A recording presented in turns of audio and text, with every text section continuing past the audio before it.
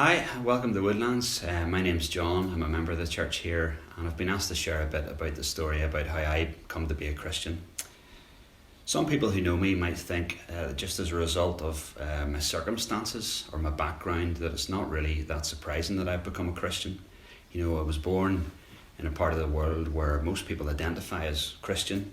I was also born into a family with two parents who are Christians as well. So there was always maybe a possibility that I would become a Christian, and some people might even say, you know, it was probably going to be the case that at some point in my life I would become a Christian. But from my perspective, it's quite different to that, because I know that for the first 25 years or so of my life, I really ignored God, I kind of rejected Him, I resisted Him, and rebelled against Him. And I really did all that I could to run away from God.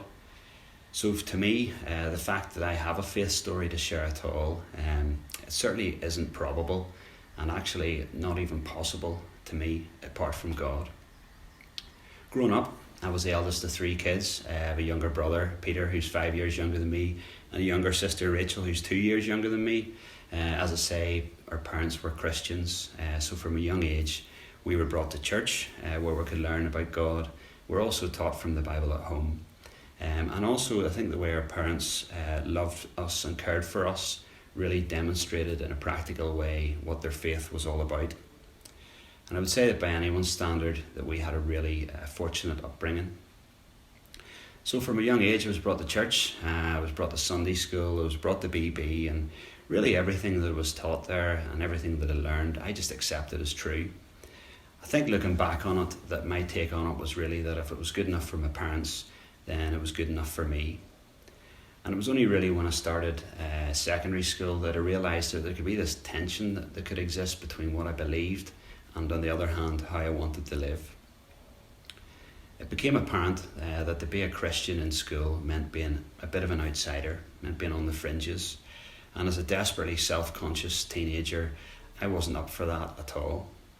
I really just wanted to be accepted, I wanted to be included, and I wanted to be popular. Those were my priorities, and they were really the only things that mattered to me. Sure, there were other Christians I could have been friends with. There were Christians in my school year, of course, but they weren't really the kind of friends that I wanted. And when I look back on that time in my life, I'm pretty embarrassed actually about the way I thought about things like that, and also the way I treated some people. But that's how I was as a teenager. And as I went up through the school, this tension between what I believed and how I wanted to live my life, it grew and grew. And once things like alcohol and drugs and girls were brought into the mix, my Christian beliefs were really becoming very, very inconvenient to me.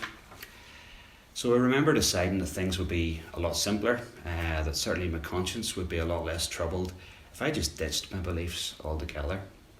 I began to question all that had been taught.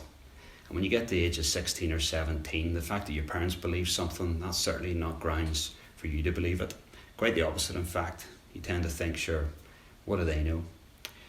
So that was to be the solution to my problem, this tension between what I believed and how I wanted to live my life. I would just give up on Christianity altogether, and then I'd be free to live whatever way I wanted. But despite my best efforts, it didn't go according to plan. You see, my parents, they still forced me to go to church and do things like youth fellowship and BB. And as keen as I was to leave Christianity behind altogether, I had one big problem. The problem was that the things that I was taught in BB and the things that I was taught in youth fellowship, I still believed them. I didn't want to believe them. I wanted to forget them. I wanted to denounce them, if I'm being honest, but I just couldn't. You know, I was being taught that God made me. I was being taught that I sin and that separates me from God. And I was also being taught that Jesus took the punishment for my sin so that I could be right with God forever. And I wanted to laugh all of that off. This gospel, I just wanted to believe it was a load of nonsense, but I couldn't. I couldn't help but believe it was true. And the more I heard it, the more it made sense to me. And in fact, when it came to the big sort of questions about life and death and the universe and what it's all about, this was the only thing that made any sense to me at all. So begrudgingly, I suppose, I accepted the fact that regardless of whether or not the gospel fitted in with how I wanted to live, I did believe it to be true. And I prayed then that God would help me just know how to live as a Christian. And I believe that one of the ways He answered those prayers was to bring Christian friends into my life at that time. People like Colin Bell and Sturdy Hawthorne and others, guys that I knew through church but didn't really socialise with outside of church. Well, they became really close friends of mine then.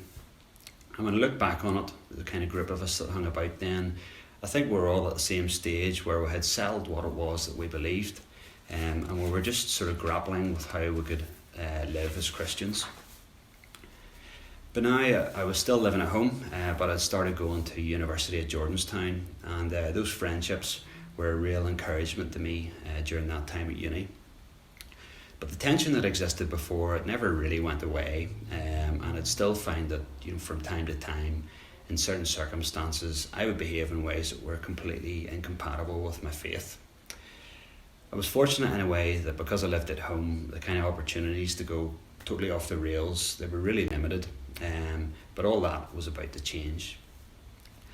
After I finished uni, I got a job as a surveyor in London, and I moved there in 2001 at the age of 22, and I shared a flat with two friends, two really good mates. One was a friend from uni, the other was a friend of a friend, and during the 2 years that I lived in London, we became really close friends, and I settled in that respect pretty well. I also got on really well in my work, in terms of the job itself, and also just in terms of building relationships with people, colleagues from work. That went well for me too, so it did. But the one thing that more or less disappeared from my life altogether at that time was any kind of Christian accountability.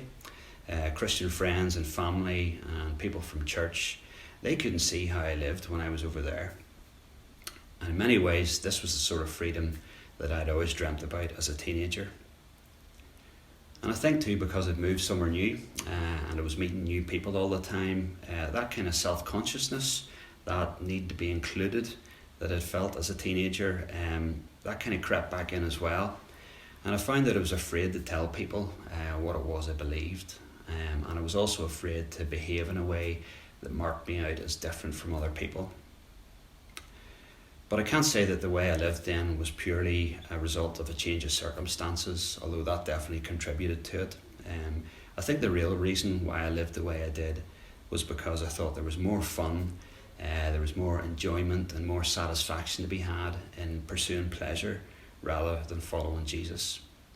Deep down, I had this idea that I'd kind of been missing out, and that now was my opportunity just to pursue hedonism, and boy did I chase it. Even among my non-Christian colleagues in work, I was kind of marked out as someone who liked to have a good time. Just in every way you could imagine, I did it all to excess. I was completely reckless.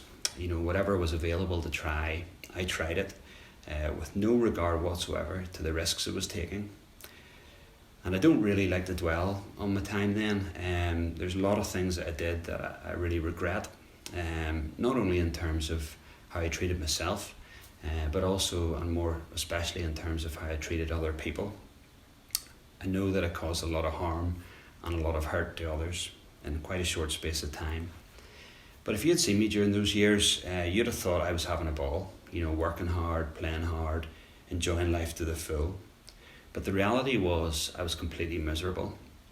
The reason why I was so keen to get on the beers on a Tuesday or Wednesday night instead of waiting to the weekend was I didn't want to stop and think. Being wasted, it was my way of not facing up to the pain and disappointment that I was feeling. Just disappointment that this new freedom didn't bring me any satisfaction at all. And because I'd fallen into this way of living, I just couldn't see a way of getting out of it. When I was living at home, I suppose I felt a wee bit restricted because I was accountable to family and Christian friends. But that was nothing compared to how trapped I felt living in London, just totally unable to break the cycle of behaviour. I also felt that every week I was away, my faith was just getting smaller and smaller. And I was due to return home after 2 years, and I remember just hoping that I would even have just a wee crumb of faith to bring home. I came home towards the end of 2003, and I was terrified of coming back to church because I really felt that everyone in church would think that I was the same John that went away 2 years before, whereas in reality I felt like a totally different person. And I was also really afraid that when I started praying and reading my Bible again, that my faith would just be completely gone. I felt so far from God that I really felt as if he had just walked away from me altogether. And I didn't blame him. I kind of felt, well, how could he do anything else? Because I'd known the gospel and I'd really spent 2 years just trampling on it.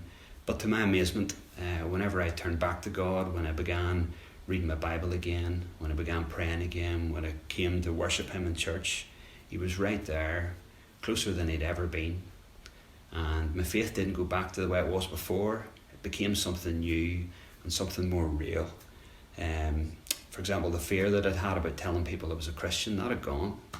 And I also found that whereas I'd previously wanted to obey God out of a sense of duty or obligation, now I wanted to live for him out of gratitude just for what he was doing in my life. I'd had a complete change of heart. In the videos we've been watching in our home groups, the guy presenting them says at one point, he says this: I couldn't point to a single moment in my life and say that's when I became a Christian.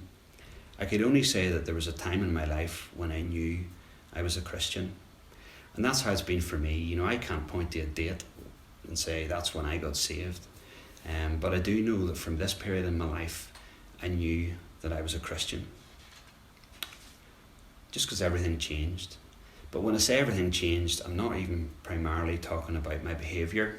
Since then, I've had plenty of relapses, of setbacks, of failures, and I still do have those.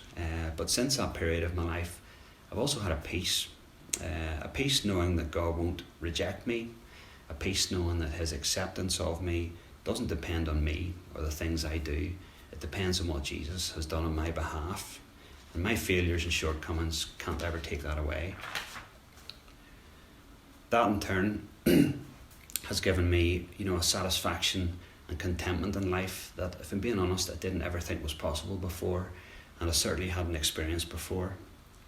Like I said at the beginning, some people might think that because of my circumstances, there was always a good chance I'd become a Christian.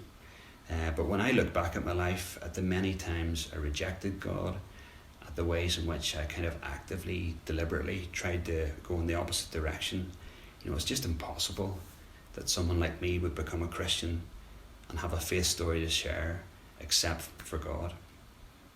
There's a verse in Isaiah that says, though the mountains be shaken and the hills be removed, yet my unfailing love for you will not be shaken, nor my covenant of peace be removed, says the Lord, who has compassion on you.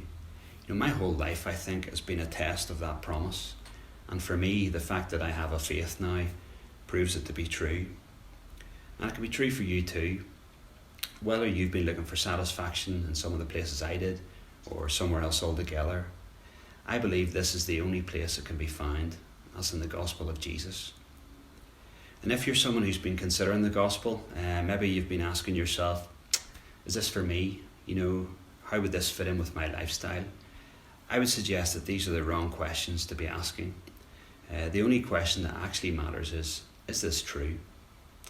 I believe that it is, and I believe it's the only place that people like you and me can find peace and satisfaction in this life and hope for eternity. Thanks.